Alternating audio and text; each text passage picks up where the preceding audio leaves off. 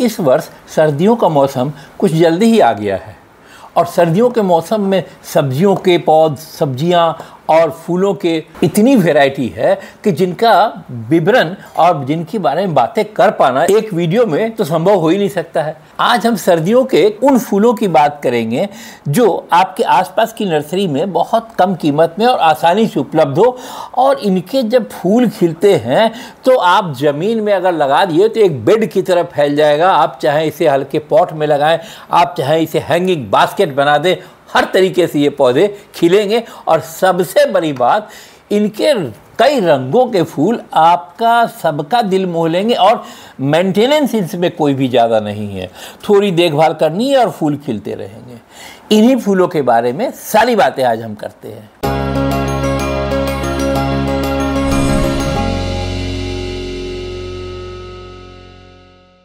नमस्कार, मैं तरुण Chopra going green से, और आज हम सर्दियों के फूलों के बारे में बात कर रहे हैं।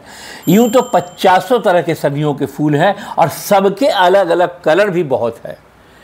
इतना तो एक वीडियो में कवर कर पाना बहुत मुश्किल है, नहीं के बराबर है, बहुत लंबा हो जाएगा वीडियो। तो आज हम चुनिंदा 6 फूल वो लेकर के आए हैं जो आज आपको आपके आसपास की नर्सरी में उपलब्ध है, कम कीमत में है, नर्सरी पॉट में मिल जाता है। और इन पौधों को आप इस तरीके से गमले में लगाइए या इनको हैंगिंग बास्केट बनाइए अथवा ज़मीन में एक गार्डन का बेड सा बना दीजिए। फूल ही फूल सबका दिल मोह लेंगे। हाँ, इनमें से कुछ फूल बहुत धूप में खिलते हैं और कुछ फूल तो ऐसे हैं कि सेमी सनलाइट में भी खिल जाते हैं। तो अब देर न करें, हम शुरू करते हैं आज का ये वीडियो जिसमें हम आपसे बात करेंगे सारे 6 फूल के बारे में विस्तार से बातें। सर्वप्रथम बात करते हैं हम इस बिगुनिया प्लांट के बारे में। कई रंगों में है ये, 10 कलर इसके आते हैं। आज मेरे पास ये पिंक है, मैं इसके बारे में बात अब से करूँगा। सबकी देखरेख एक ही तरह से है। ये एक ऐसा सर्दियों का फ्लावर है जो कम लाइट में भी खिल जाता है, अर्थात सेमी सनलाइट हो, शेड एरिया हो थोड़ा सा आपके पास, वहाँ भी इसको आप लगाइए। इस पौधे की खासियत यह है कि जैसे मैंने ये गमले में लगा रखा है, इसी तरीके से इसे आप हैंगिंग बास्केट में लगाइए और जहाँ थोड़ी थोड़ी धूप आती हो वहाँ इस पौधे को रख दीजिए। कई कलर में है, हर आने जाने वालों का मन मोह लेंगे।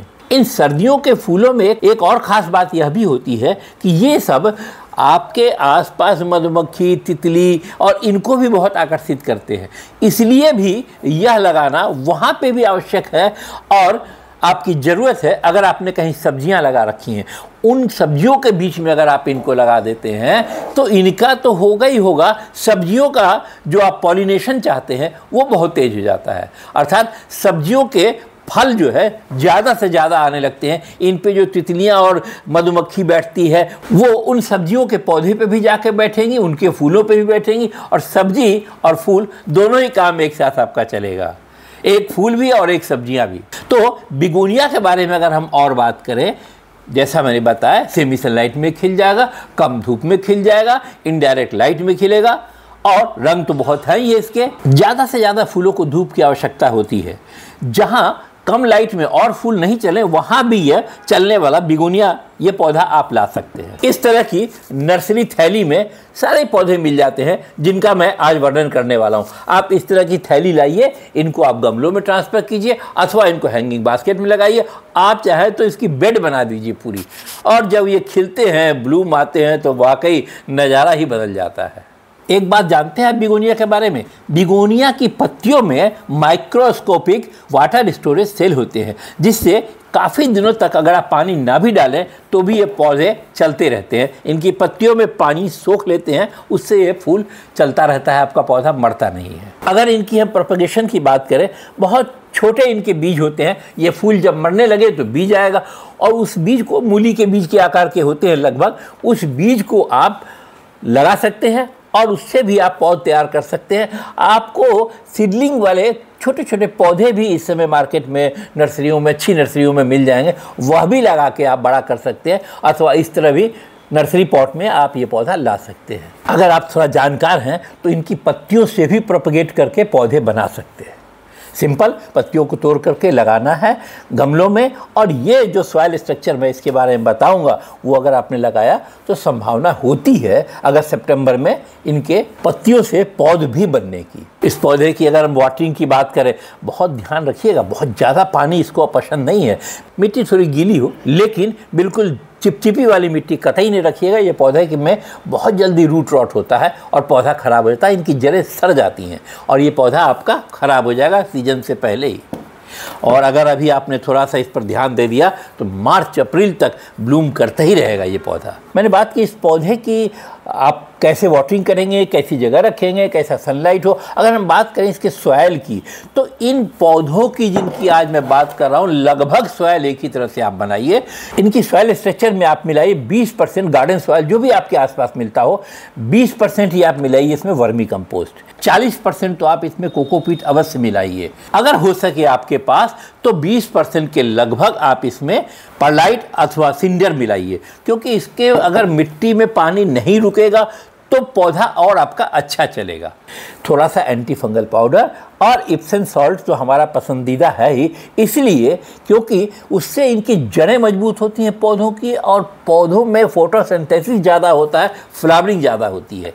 तो यही आप सॉइल स्ट्रक्चर अगर बना लेंगे तो सर्दियों वाले इन सारे पौधे में काम आएगा। अगर हम बात करें इस पौधे में फर्टिलाइज़र की, देखिए अगर आप ज़्यादा से ज़्यादा ब्लूमिंग चाहते हैं अक्टूबर से लेकर के मार्च तक 15-20 दिनों में एक बार सिविल एक्सट्रेट का लिक्विड जो होता है उसका 5 ml 1 लीटर पानी मिलाइए, उसमें 5 ग्राम मिलाइए आप एप्सम साल्ट और उस 1 लीटर पानी को शाम के समय 4-5 बजे इनकी जड़ों में छिड़क दीजिए और देखिए फिर कैसा ब्लूमिंग होता है।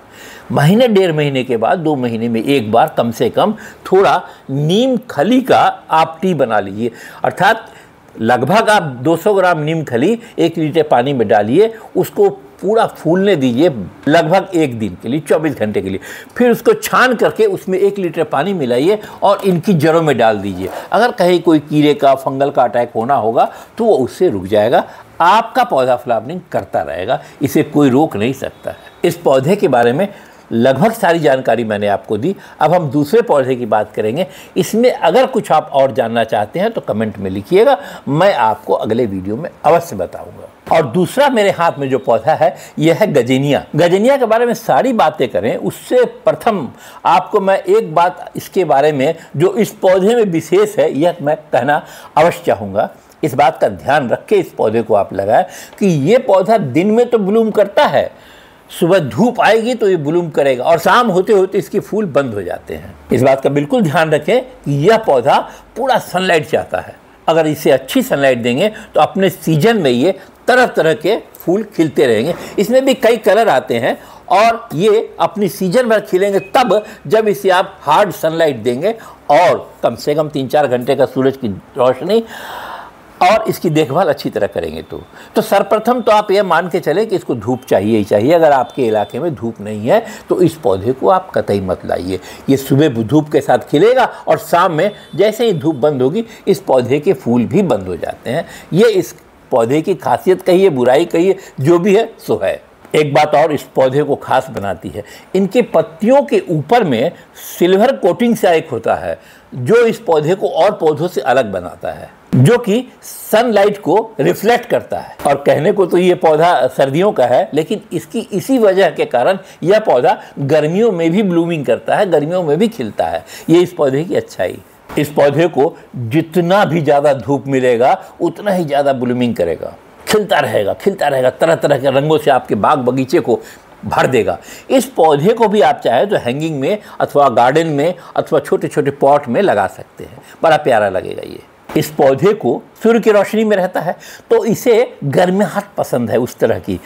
प्रयास करें इस पौधे में रोज़ पानी न डालें, आप देखते हुए इसके सॉइल को तब वाटरिंग करें, यह पौधा आपका बिल्कुल चलता रहेगा। इस पौधे के लाइट के बारे में आपको मैंने बताया वाटरिंग इसमें कितनी चाहिए, देख के संभल के वाटरिंग करनी, ज़्यादा पानी इस पौधे को पसंद नहीं है। रखने का स्थान मैंने बताया कि जितना ज़्यादा इस पौधे को धूप मिलेगा यह पौधा खिलते ही चलेगा।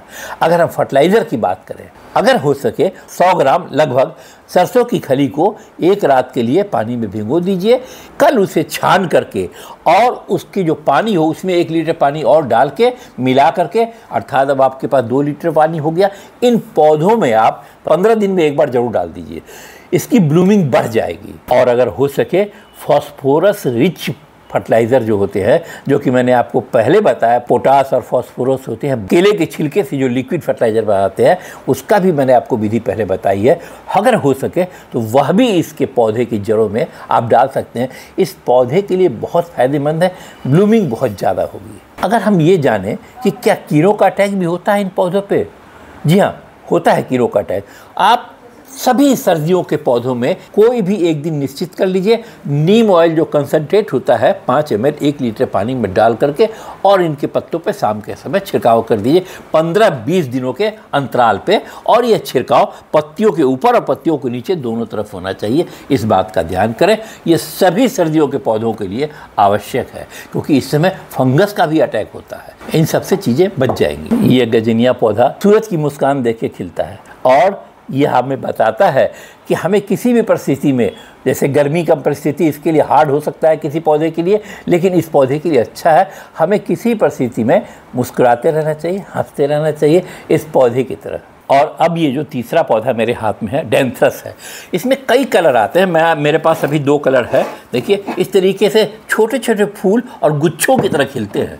कुछ जो बहुत आइडियल पौधे हैं हैंगिंग के बास्केट के लिए, उनमें इनका नाम भी आता है। इसे आप हैंगिंग बास्केट बना सकते हैं, बहुत प्यारा लगेगा, पूरा बास्केट फूलों से भर जाएगा। और चूंकि इसमें कई कलर के आते हैं, और देखिए एक में तो आपने देखा पूरा पिंक है, और इस फूल में देखिए पिंक और वाइट किस तरीके से मिक्सचर किया हुआ है, जैसे लगता है ओरिजिनल फ्लावर ना हो, किसी कलाकार ने इनकी फूलों में देखिए लाल और सफ़ेद कितने खूबसूरती से रंग भरा है। डैंथस फ्लावर कि एक ख़ास बात यह है कि इसके जो फूल के पेटल्स की एजेज सिरेटेड होते हैं, यानी इसके जो पेटल्स होते हैं थोड़े कटे कटे होते हैं किनारे से। देखिए आपको मैं दिखा रहा हूँ, ये जैसे दांत की तरीके से है, हर फूल में थोड़े थोड़े से कटे कटे हैं। इसके जो पेटल कटे हुए हैं इसे ही सिरेटेड कहते हैं, यही इसकी पहचान है। ऐसे खूबसूरत पौधे को आप अपने गार्डन में क्यों नहीं रखेंगे? क्यों वंचित रहेगा आपका गार्डन इस पौधे से? इस पौधे को नर्सरी पॉट में अवश्य लाइए आप नर्सरी से, और लगाइए अपने घर आंगन में। बहुत लोग तो इसे गॉड्स फ्लावर भी कहते हैं। इस पौधे की फूलों में तेज खुशबू भी होती है, जो आपको शाम के समय जब सूरज ढलता है तो ये खुशबू जब बगीचे में फैलती है, मज़ा ही आ जाएगा आपको। इस कारण भी इस पौधे को लगाइए कि खुशबू फैलती रहती है। अगर हम बात करें इस पौधे के लिए फर्टिलाइज़र की, तो इसकी मिट्टी चूँकि पूरी भर जाती है, गमला आपका लगभग भर जाता है, तो इस पौधे में भी जिस तरीके से मैंने पहले बताया लिक्विड फर्टिलाइज़र ही डालिए। वो आपके वर्मी कंपोस्ट का टी हो सकता है, मस्टर्ड केक का टी हो सकता है, अथवा आपके पास अगर सीवीड एक्सट्रैक्ट का लिक्विड है वो डालिए, यह भी चलेगा।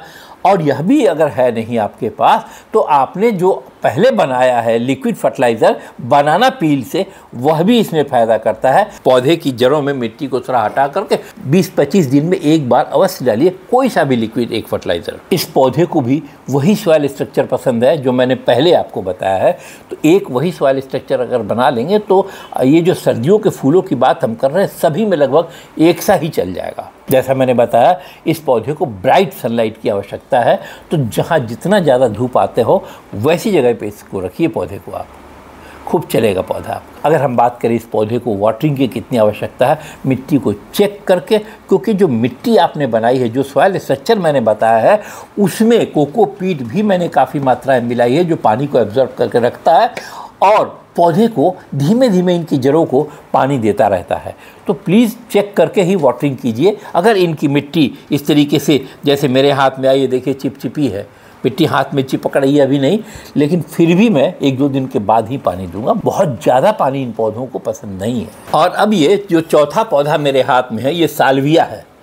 साल्विया की जो ये लाल फूल जो इस तरीके से खिले हैं, शाम होते होते गार्डन बिल्कुल, अगर आपने 10-20 पौधे एक जगह लगा दिए तो लगेगा जैसे कि ज्वाला की तरह निकल रही है।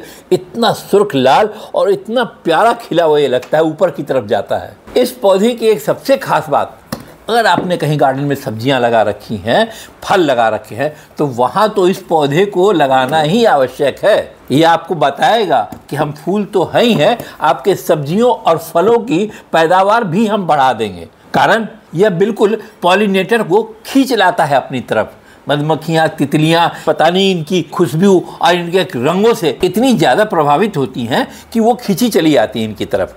और यही पॉलिनेटर्स जब आपकी सब्जियों पे और फलों के फूलों पे बैठेंगे तो समझ लीजिए आपकी फल और फूल का पैदावार भी बढ़ जाएगा। इसे केवल फूल मत समझिए, ये बिल्कुल पॉलिनेटर को अट्रैक्ट करने वाला एक पौधा है। इसको आप ला करके छोटे पॉट में भी लगाइए, थोड़ा हैंगिंग में, बिकॉज इसकी ये ऊपर की तरफ लंबाई बढ़ती है तो थोड़ा हैंगिंग में परेशानी होती है अगर आपके पास हैंगिंग बास्केट की तार लंबी ना हो तो।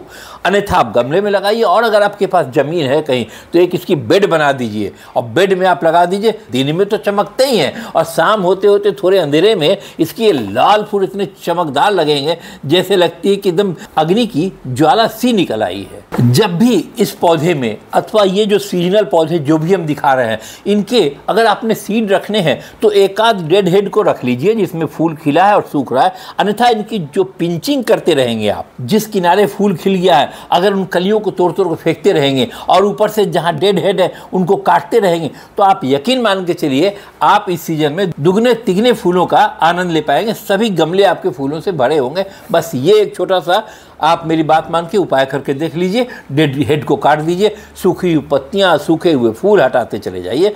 इस पौधे में भी और भी हर पौधे में इसकी सॉइल भी लगभग वैसे ही बनाएं जैसा मैंने आपको और फूलों के लिए बताया है। इसे ब्राइट लाइट चाहिए, इस बात का ध्यान रखिए, ब्राइट लाइट में रखिए। वाटरिंग देखकर कीजिए, एक बार मिट्टी को हाथ लगा के देखिए।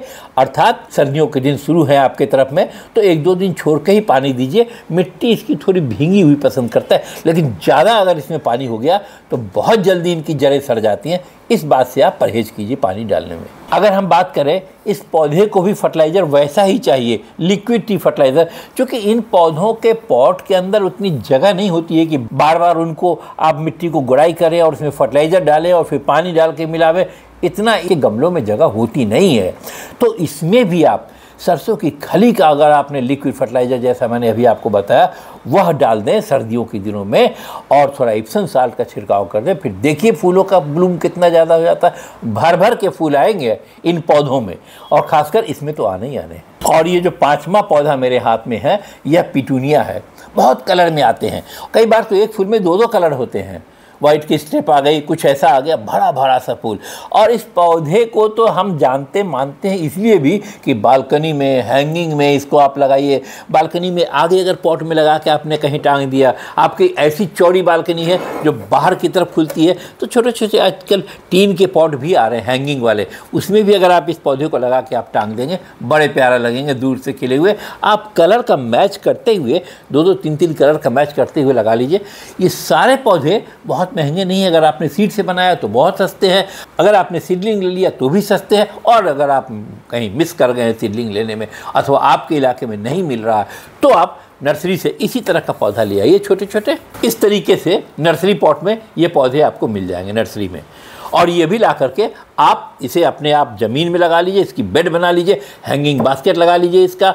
आप चाहें तो इसके बालकनी में पूरा भर लीजिए, बड़े प्यारे फूल खिलते हैं। बस बालकनी वगैरह में अगर आप इस पौधे को टांगते हैं तो इस बात का ध्यान रखिए कि ऐसी जगह पे लगाइए जहाँ 6-7 घंटे की धूप इसे मिले ही मिले। जितनी कड़क धूप मिलेगी ये पौधा ज़्यादा से ज़्यादा फ्लावरिंग करेगा। तो ऐसी जगह पे इसे टांगिए आप। पानी इसमें गमलों में, इनके गमलों में देखते हुए आपके पास कितना बड़ा गमला है और कितनी बड़ी हैंगिंग बास्केट है अथवा कहाँ आपने लगा रखा, ये स्थिति को देखते हुए इस पौधे को पानी रोज भी आवश्यकता पड़ सकती है। लेकिन आपके गमले के ड्रेनेज होल से ना निकल पाए और ये बिल्कुल जड़ें इनकी सड़ जाए, इस बात का ध्यान रखिए। हर पौधे के गमले का ड्रेनेज होल अवश्य खुला हुआ हो, इस बात का बिल्कुल ध्यान रखिएगा। और इसको पानी आप लगभग रोज भी डालेंगे। मिट्टी सौगी ना हो, चिपचिपी मिट्टी ना हो, तो ये पौधा बहुत खुश रहता है, बहुत अच्छा खिलता रहता है। इस पौधे को भी सरसों की खली का जो लिक्विड फर्टिलाइज़र बनता है वो इन सर्दियों में बहुत पसंद है। थोड़ा सा गर्माहट भी देता है जड़ों को वो, और फूल वो ज़्यादा ब्लूम होता है उसमें। थोड़ा उसमें इप्सम साल्ट अवश्य मिलाइएगा। कभी कभी इन सारे पौधों में महीने में एक बार भी 2-1 चुटकी कोई भी एंटी फंगल पाउडर 1 लीटर पानी में डाल के इनकी जड़ों के पास छिड़काव कर दीजिए। इन पौधे से अथवा आसपास के किसी और पौधों से भी अगर कोई फंगस इन पे अटैक करने का प्रयास करेगा तो दूर दूर भाग जाएगा वो। और अब ये जो छठा पौधा मेरे पास है, ये पौधा बर्मीना है। इसके बहुत छोटे छोटे फूल आते हैं, लेकिन कई कलर के आते हैं इसमें। देखिए पिंक है, ये कुछ बैगनी सा है, और बैगनी के भी बीच में देखिए इसमें एक वाइट सा स्पॉट है, और इसमें भी देखिए पिंक में वाइट सा स्पॉट है जो बहुत प्यारा लगता है। सबसे ख़ास बात तो इस पौधे की ये है कि इसे आप हैंगिंग बास्केट में बहुत प्यारा बना सकते हैं, क्योंकि इसमें फूल बहुत ज़्यादा आते हैं, गुच्छों के गुच्छे भरे हुए फ्लावरिंग होते हैं इसमें। तो जब आप इसे हैंगिंग बास्केट में कहीं लगा दें, और इसको जैसी लाइट की आवश्यकता है, फुल सनलाइट की आवश्यकता है, जितना भी आप धूप दे सकते हैं वैसे में रख दें, तो ये पौधा बंच के बंच यूं ही फूल देता रहेगा। और इस तरह से खिला हुआ बिल्कुल आप रंगों का मैच करते हुए एक लाइन से अगर टांग दें इसको, अथवा अगर आपके पास हैंगिंग बास्केट की जगह ना हो ज़मीन में भी लगा दें, एक एक पौधा इस तरीके से फुटबॉल के तरीके से भरा हुआ बनेगा देखने में, और चारों तरफ फ्लावरिंग करता रहेगा। कई बार तो हमने ऐसा भी किया है कि 2-3 कलर के बरबीना को मैंने एक ही पॉट में लगा दिया, बड़े पॉट में। तो उससे क्या होता है कि देखने में कि वो बिल्कुल भरा भरा सा कई कलर के फ्लावरिंग लगते हैं उसमें, यह भी बहुत अच्छा लगता है। बस एक बात का बिल्कुल ध्यान हो कि अगर आपके पास समय है तो इन सभी पौधों के फूल जो हैं खिलने के बाद इसे पिंचिंग जरूर कर दें, तोड़ अवश्य दें, हटा दें इनको। अगर आपको किसी के सीड को रखने की आवश्यकता है तो अवश्य 2-4 फूल रहने दें, अन्यथा पिंचिंग इन पौधों के लिए और फूल को लाने का एक बहाना बन जाता है। जो पत्तियां सूख जाती हैं निकाल दिया करें, खासकर अगर कोई पत्ती इनकी मिट्टी में सट रही है तो उसे अवश्य हटा दें, वहाँ से फंगस आने की संभावना बढ़ जाती है। जहाँ तक पानी डालने का सवाल है, इस पौधे में मिट्टी को देख करके चिपचिपी ना हो, गीली हो, मॉइस्ट हो, इसकी जड़ों को थोड़ा भींगापन महसूस होता है वो हो, लेकिन किसी में पानी ज़्यादा इसमें ना हो, इस बात का ध्यान रखें। ऐसे रखें। इस पौधे को भी लिक्विड फर्टिलाइज़र, आपके पास वर्मी कंपोस्ट हो, सीवीड एक्सट्रैक्ट का लिक्विड हो, या कुछ भी आप इस पौधे में डाल सकते हैं। 15-20 दिन के बाद सारे ब्लूमिंग वाले पौधे हैं, और इसमें अगर 15-20 दिन के बाद एक बार आपने फर्टिलाइज़र अच्छे से डाल दिया थोड़ा करके, और फिर देखिए मज़ा, बहुत ही मज़ा आएगा। तो आज हमने आपसे सर्दियों में खिलने वाले 6 पौधों के बारे में विस्तृत से जानकारी दी। अगर कोई जानकारी आप और चाहते हैं तो कमेंट में अपने नाम के साथ शहर का नाम अवश्य लिखें। मैं प्रयास करूंगा आपके सभी कमेंट का मैं जवाब देने का। चूँकि वीडियो बहुत लंबी हो रही है, इसीलिए जैसे मैंने पूर्व में आपको बताया था, आज मैं केवल 6 प्लांट को ही कवर कर पाया हूँ। इसके अलावा सर्दियों के और 50 फूल जो है वो मैं अपने अगले वीडियो में आपके साथ उनकी सारी बातें साझा करूँगा। बने रहिएगा मेरे साथ। मैं आपको इस तरह की फूलों से भरी हुई जानकारियाँ ला के देता हूँ, जो कि मैं अपने अनुभव से आपको देता हूँ, जो कि केवल फूल खुशबू ही नहीं है। ये अगर आप लगाते हैं तो आपके जीवन में भी हरियाली और खुशबू छा जाती है, खुशियाँ आ जाती हैं आपके परिवार में भी। इन पौधों को आप घर में अवश्य लगाएं। अगर आप मेरे चैनल पर नए हैं तो कृपया सब्सक्राइब अवश्य करें, और अपने उन मिलने जुलने वाले दोस्तों को जो कि पौधों के शौकीन हैं, उनको इन जानकारी की आवश्यकता है, उन्हें मेरा वीडियो अवश्य फॉरवर्ड करें। बने रहिएगा मेरे साथ। बहुत जल्दी हम मिलेंगे आपसे अपने अगले और नए वीडियो में। धन्यवाद आपको मेरे साथ पूरे वीडियो में बने रहने के लिए।